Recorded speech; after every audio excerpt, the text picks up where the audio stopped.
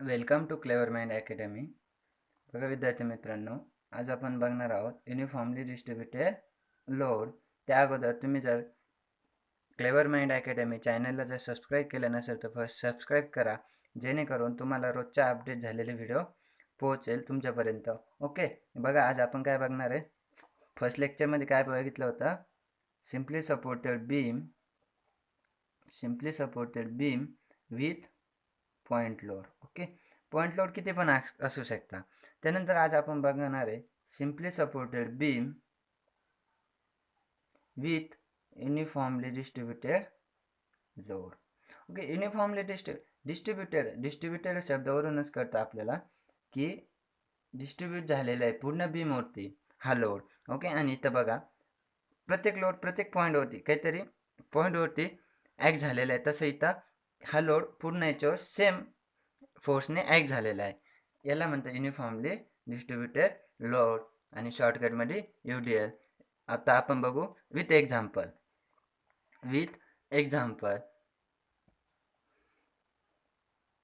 बघा हा प्रॉब्लेम दिलेला आहे. ओके, एक सिम्पली सपोर्टेड बीम आहे, त्याला दोन सपोर्ट आहे दोन्ही एंडला. ओके, त्यावरती दोन पॉईंट लोड ॲक्ट झालेले आहे 3 मीटर फ्रॉम द ए. त्याच्यानंतर दुसरा पॉईंट लोड ॲक्ट झालेला आहे 7 मीटर फ्रॉम द ए आणि टोटल बीमची लेंथ आहे 10 मीटर. ओके, तर इथं हे 7 मीटर 10मधून 7 गेले म्हणजे इथं किती राहील 3 मीटर. ओके, बघा याचं कन्वर्जन आपण पॉईंट लोडमध्ये करून घेऊ UDLचं. ओके, आता इथं सपोर्ट ॲट पॉईंट ए याचं कन्वर्जन रिॲक्शनमध्ये करू. सपोर्ट ॲट पॉईंट बी आहे याचं कन्वर्ट रिॲक्शनमध्ये करू. बघा सिंपल डायग्राम काढून घेऊ. UDLचं कन्वर्जन पॉईंट लोडमध्ये करू. बघा फर्स्ट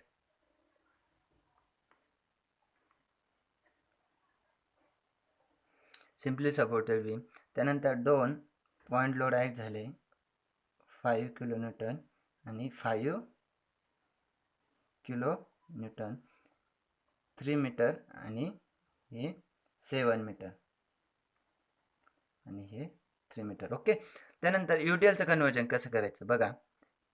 ह्यो डिस्टन्स किती राहिला दोन्हीचा. ओके, ही 7मधून ही 3 गेला म्हणजे इथं किती राहिला 4.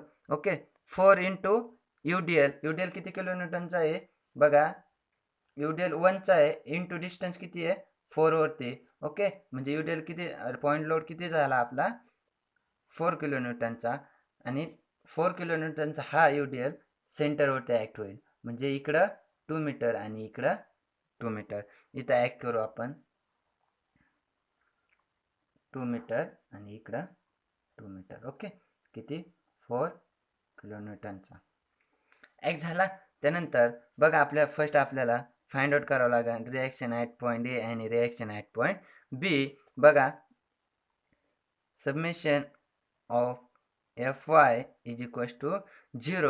म्हणजे फक्त कोणते घ्यायचे वाय डायरेक्शनचे लोड किंवा सपोर्ट. बघा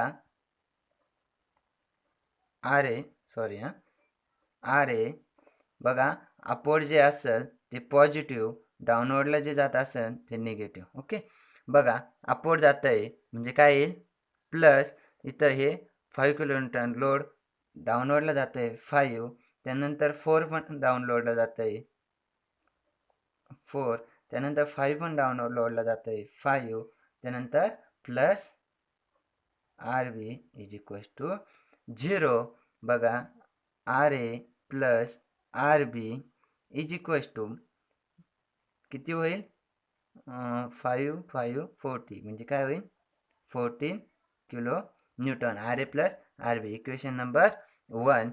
नंतर moment at point A is equals to 0. A पॉईंटला मोमेंट घेऊ आपण. बघा मोमेंट घेण्यासाठी समजा एखाद्या पॉईंटवरती हा पॉईंट C आणि हा पॉईंट D आहे. एखाद्या पॉईंटवरती जर एखादा लोड ॲक्ट झाला आणि आपल्याला ए पॉईंटसाठी घ्यायचा आहे. Okay, moment at point B. बघा ह्यो लोड इंटू हे डिस्टन्स मल्टिप्लाय. बघा कसं घ्यायचं. त्यानंतर मोमेंटमध्ये एक खूप IMP आहे. क्लॉकवाईज जर असेल मोमेंट जर क्लॉकवाईज होत असेल तर प्लस आणि अँटी क्लॉकवाईज होत असेल तर मायनस. ओके. त्यानुसार बघा आता मोमेंट ॲट पॉईंट एला घेतोय आपण. 5 हा कसा मोमेंट होतोय, 5ला जर इकडे एकडे मोमेंट करायचं आहे तर क्लॉकवाईज होईल. बघा कसं, बघा इथंच थंब ठेवला आणि याला जर असं मोमेंट केला तर किती येईल, क्लॉकवाईज होईल. म्हणजे काय होईल बघा, 5 इंटू डिस्टन्स किती आहे 3 मीटर. ओके. नेक्स्ट हा पण काय होतोय क्लॉकवाईज होतोय, म्हणून प्लस 4 इंटू डिस्टन्स किती आहे 3 प्लस 2 म्हणजे किती येईल 5. प्लस बघा हे पण क्लॉकवाईज मोमेंट होत आहे, म्हणजे काय होईल 5 इंटू परत डिस्टन्स किती 3 प्लस 2 प्लस 2 म्हणजे किती होईल 7. 5 इंटू 7. नेक्स्ट बघा हे कसं होतं आहे मोमेंट अँटी क्लॉकवाईज. बघा इथं थंब ठेवून बघा आणि बघा कसं मोमेंट होतं आहे अँटी क्लॉकवाईज, म्हणून minus RB into 10 is equals to 0. बघा इथं आपल्याला RBची व्हॅल्यू फाइंड आउट होईल. किती RB is equals to 7 kilometre. त्याच्यानंतर ही व्हॅल्यू याच्यामध्ये पुट करायची. Put RB is equals to 7 kilonewton in equation number 1. त्याच्यामध्ये जर पुट केलं इक्वेशन काय RA plus RB is equals to 14. बघा RA ही RBची व्हॅल्यू जर पुट केली 7 इज इक्वल्स टू 14. हा 7 इकडे प्लस इकडे जाऊन मायनस होईल, म्हणजे काय होईल RA is equals to 14 minus 7 is equals to 7. म्हणजे RA इज इक्वल्स टू किती आलं 7 किलो न्यूटन. नेक्स्ट आपण मी दुसऱ्या पेजवरती घेतो. बघा सेम डायग्राम इकडे ड्रॉ केली. बघा आता आपल्याला काय घ्यावं लागेल shear force calculation. Okay. Shear force कॅल्क्युलेशनसाठी प्रत्येक पॉईंटला लेफ्ट अँड राईट साईड असते. ह्या पॉईंटची नाही घ्यायची कारण की तो UDLचा लोड आहे. ओके. पॉईंटला नेम देऊ, हा A, हा B आणि हा C आणि हा D.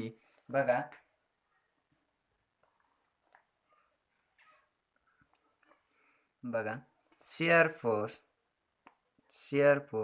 At point A left, एच्या लेफ्टला लेफ्ट साईडने कॅल्क्युलेशन करत जाऊ.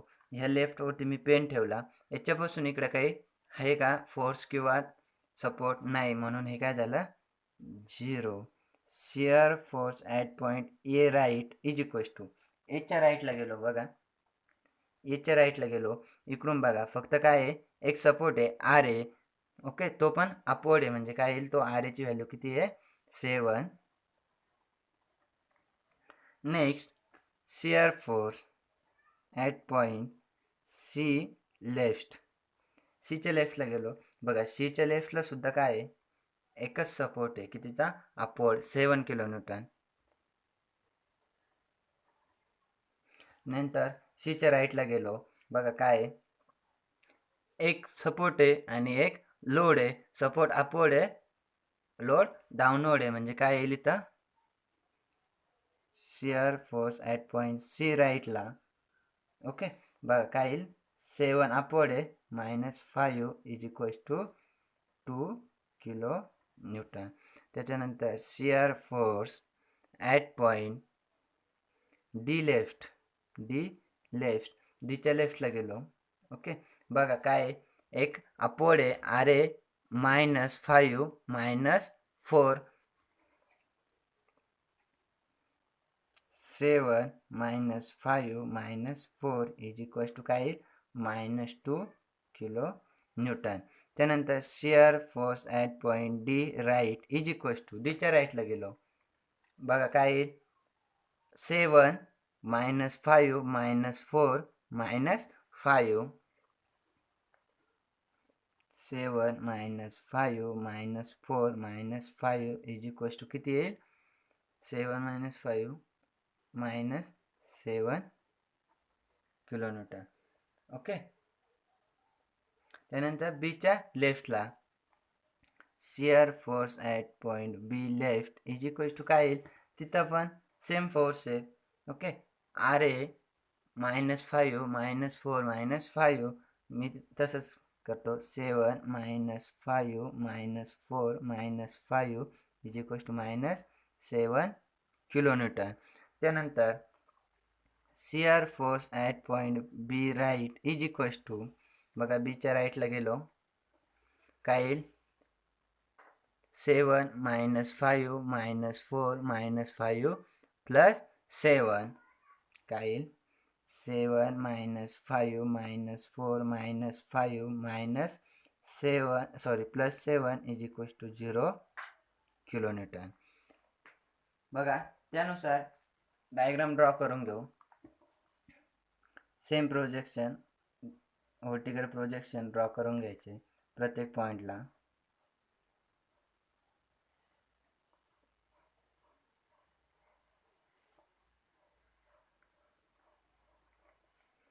ओके. मी ड्रॉ करून घेतला. इथं ॲक्सिस ड्रॉ केला. त्यानंतर प्रत्येक पॉईंटला नाव दिलं ए, सी, डी आणि इथं बी. बघा shear force at point A left 0, shear force at point A right 7, shear force at point C left, सीच्या लेफ्टला पण काय आहे? 7च आहे पॉझिटिव्ह.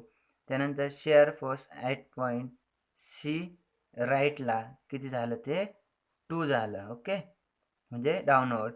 त्यानंतर शिअर फोर्स ॲट पॉईंट डीच्या लेफ्टला किती आहे? इथं 2 आहे आणि इथं -2 म्हणजे लाईन UDL मध्ये क्रॉस झाली. ओके.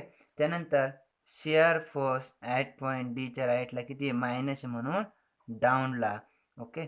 त्यानंतर शिअर फोर्स ॲट पॉईंट बीच्या लेफ्टला किती आहे? बीच्या लेफ्टला किती आहे? -7च आणि बीच्या राईटला 0. ओके. इथं काय झालं? प्लस आणि इथं काय आहे? मायनस. बघा इथं काहीतरी लाईन क्रॉस झाली विदाऊट पॉईंट आहे म्हणून. बघा आपले पॉईंट कुठं आहे? सी इथं आणि डी इथं. इथं लाईन क्रॉस झाली आणि हे डिस्टन्स आपल्याला माहीत नाही, पण पॉईंट माहीत आहे म्हणून हे किती आहे? 7. हे 7. हे किती आहे? 2 -2 इथं 7 इथं -7. ओके. त्यानुसार बघा याला आपण काहीतरी एक्स मानू. हे आपल्याला फाइंड आउट करणं आहे डिस्टन्स. एवढ्या डिस्टन्सला काय मानू? एक्स. आणि एवढं राहिलेल्या डिस्टन्सला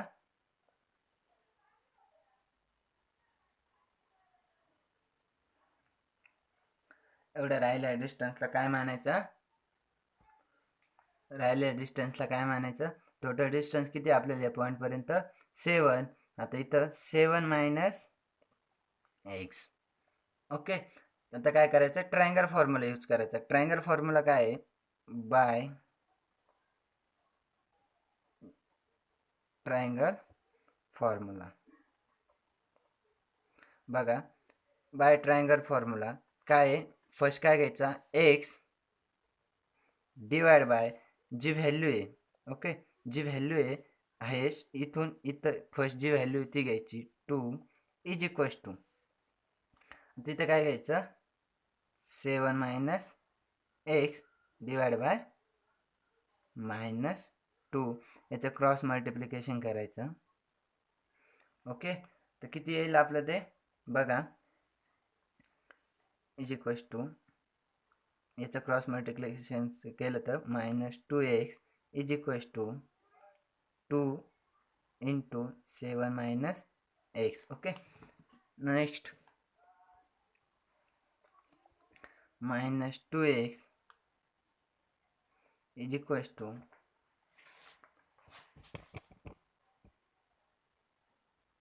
2 into 7 14 minus plus -2x. Okay. Minus 22x minus 2x. Okay. Next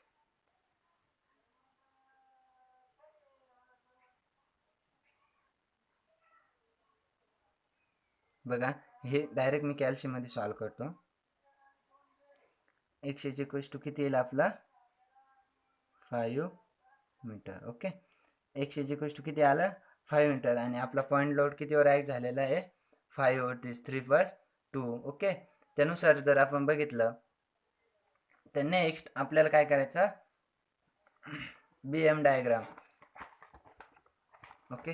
मी सिम्प्लिफिकेशनसाठी एक इथं सिंपल ची डायग्राम ड्रॉ करून घेतो.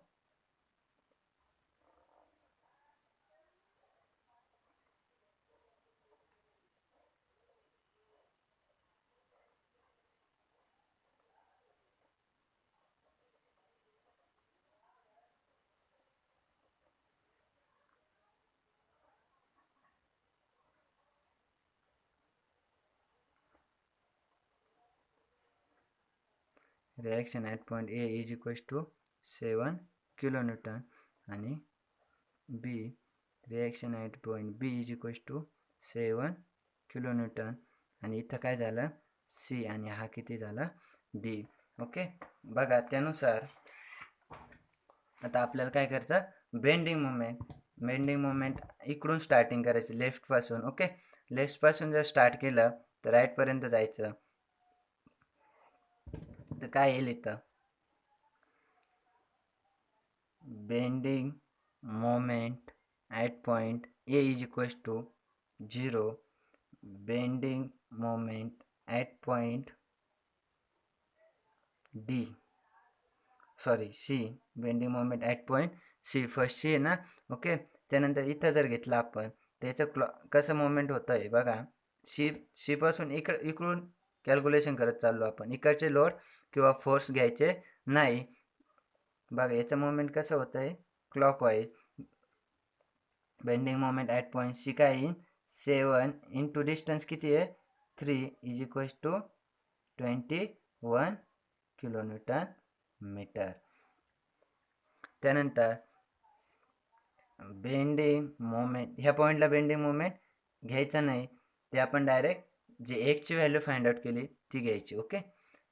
Bending moment at point D is equals to Dला जर घेतलं तर काय येईल 7चा आता क्लॉकवाईज मोमेंट होतं आहे 7 इंटू डिस्टन्स किती आहे 7 इंटू 7. ओके. त्याचा अँटी क्लॉकवाईज होत आहे. ओके. मग काय आहे -5 इंटू डिस्टन्स किती आहे 4 मायनस 4 इंटू डिस्टन्स किती आहे 2 किती येईल त्याचा bending moment at point D कॅल्शियममध्ये करायचा 21च येतं 21 किलो न्यूटन मीटर. त्यानंतर bending moment at point B is equals to 0. बघा आपण जे एक्स फाइंड आउट केला ते एक्ससाठी मोमेंट घ्यायचा आणि इथं किती आहे टोटल काय होतं 5. ओके. तर त्याला मी असं द्यायचं bending moment at x is equals to काय येईल याचं डिस्टन्स 7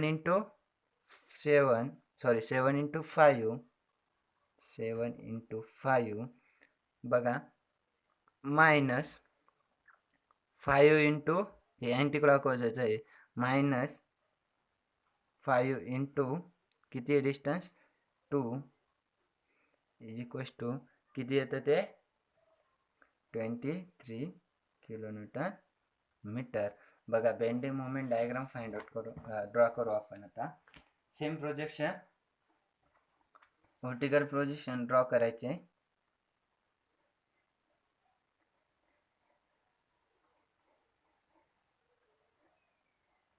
एक ॲक्सिस ड्रॉ करायचा पॉईंट द्यायचे A B C आणि D. इथं जो पॉईंट क्रॉस झालेला आहे त्याचं पण प्रोजेक्शन घ्यायचं जेणे आपला जो पॉईंट क्रॉस झालेला आहे त्याचं मोमेंट बेंडिंग मोमेंट हे मॅक्झिमम असतं, कारण की तिथं मॅक्झिमम लोड अप्लाय झालेला असतो सेंटरला. ओके, म्हणून त्याचं मोमेंट हे जास्त असतं. बघा, बेंडिंग मोमेंट ॲट पॉईंट एला काय आहे 0, बेंडिंग मोमेंट ॲट पॉईंट सीला काय आहे 21. बघा इथपर्यंत 21. त्याच्यानंतर इथं काय UDL आहे ना, म्हणून इथं आता बेंडिंग मोमेंट मॅक्झिमम किती आहे, बेंडिंग मोमेंट x 23, म्हणून इथं काय येईल पॅरेबोला कर्व येईल. ओके, समजा इथं 23 आहे मॅक्झिमम. त्यानंतर बेंडिंग मोमेंट ॲट पॉईंट डीला पण 21 आहे, इथं पण पॅरेबोला कर्व. त्याच्यानंतर bending moment at point B 0. Okay, एवढ्याच याच्यामध्ये पॅराबोलिक कर्व आहे. इथं किती आहे 21, इथं 23, इथं 21. Thank you for watching.